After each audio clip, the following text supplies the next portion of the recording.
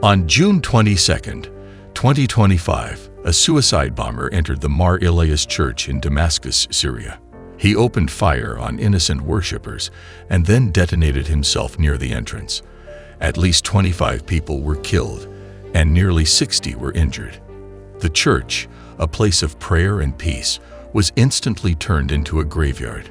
This is the first successful suicide bombing in the capital since the civil war slowed down.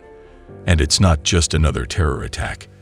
It's a direct assault on Syria's Christian minority, a deliberate act to erase what little remains of one of the oldest Christian communities in the world. If we observe closely, this is a global pattern, one that repeats itself wherever there is war or unrest. War, for many, becomes a smokescreen used by radical groups to settle old scores, erase Christian heritage, and dismantle communities that have stood in faith for generations. In Ukraine, over 600 churches and religious sites have been destroyed since the Russian invasion. St. Sophia's Cathedral in Kyiv was struck just this month.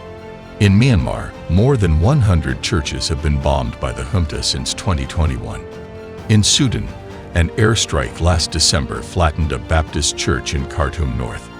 In Lebanon, an Israeli strike in October 2024 destroyed St. George's Church in Derjaya, killing 8 sheltering civilians. Even in peacetime democracies like India, incidents spiked during political unrest.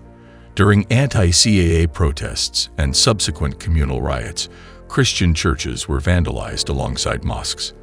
Across Pakistan, Afghanistan, Egypt, and Libya, bombs, arson, and mobs have reduced centuries-old churches to rubble. The pattern is clear. Wherever war is, the cross becomes a target. And this strategy is not new. It's ancient hatred in modern clothing. In regions where Christians are a minority, they are the most vulnerable when law and order collapse. Religious radicals, emboldened by chaos, use war not to fight armies, but to erase communities. Their enemy is not the state. It's the presence of the gospel. Today, Syria's Christians are fewer than 400,000, a steep drop from 1.5 million before the war.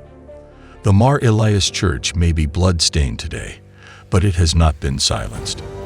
Because Christian history is not one of survival, it is one of resurrection. This is not just Syria's story. This is the story of the global church under fire. Let the world take note. You can bomb the building, but you cannot kill the church. Lord, even if churches fall, the faith rooted in you will never fail. Protect your people. Strengthen every persecuted believer. Let the world remember that your church can never be destroyed. Amen. Why we call it Ray of Hope? Because we believe prayer is that ray of hope in this dark world.